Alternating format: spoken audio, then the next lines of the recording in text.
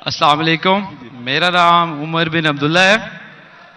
آج چونکہ ٹاپک قرآن پہ تھا اور اس کی آیات کے اوپر تھا، تو میرا سوال شاید کلیئرلی ابھی میں سمجھا نہ سکوں، کیونکہ میرا سوال مسلمانوں کے بارے میں ہی ہے کہ ہمارے پہ کوئی بھی حملہ دہشت گردی کا ہوتا ہے کسی اداروں پہ، اسکول پہ یا پولیس پہ، تو اس میں قرآنی کی ریفرنس ہی دے کے اس کو جہاد کا نام دیا جاتا ہے، اور ہمیں اس نام سے بڑی کنفیوژن پیدا ہو گئی ہے۔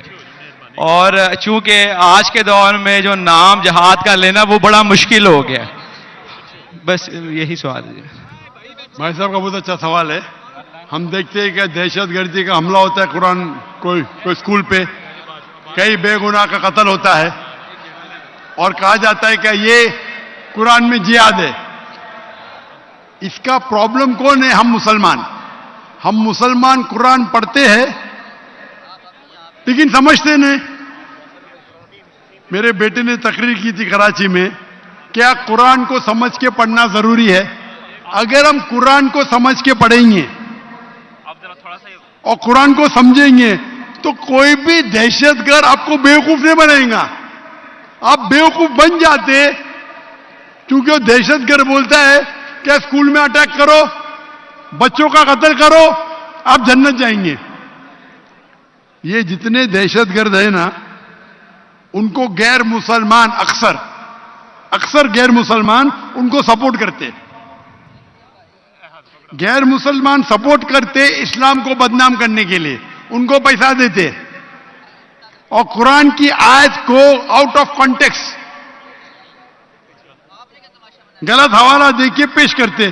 آپ اگر قرآن مجید کو سمجھ کے پڑھیں گے، میں نے تو تقریر میں کہا ہے، اگر ایک آیت ہر مسلمان جانے، سورہ مائدہ کی سورہ نمبر 5 آیت نمبر 32، اگر کوئی بھی بے گناہ کا آپ قتل کرتے، چاہے مسلم یا غیر مسلم، سوا قتل کے بدلے قتل، یا اگر زمین پہ فساد پیدا کر رہا ہے، یہ دو کے علاوہ اگر کوئی انسان مسلم یا غیر مسلم دوسرے کوئی انسان مسلم یا غیر مسلم کا قتل کرتا ہے، گویا کہ ساری انسانیت کا قتل کر رہا ہے۔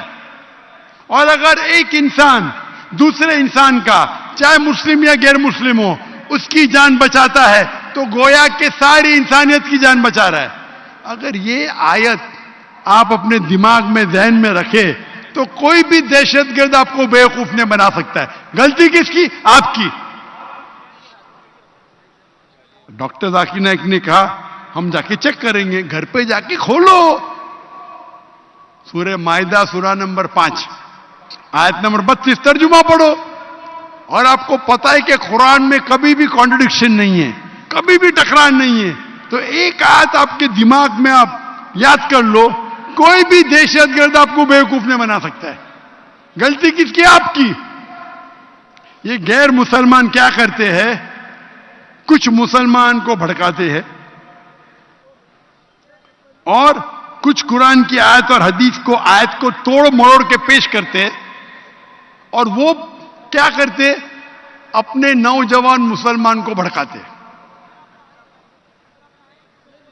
اس پہ تقریر دی ہے میں نے، اس ٹیررزم و مسلم مونوپولی، ایک تقریر کی ہے میں نے، دہشت گرد اور جہاد اسلام کے پس منظر میں۔ دیکھیے آپ، اور ڈیٹیل میں آنسر دیا ہوں میں۔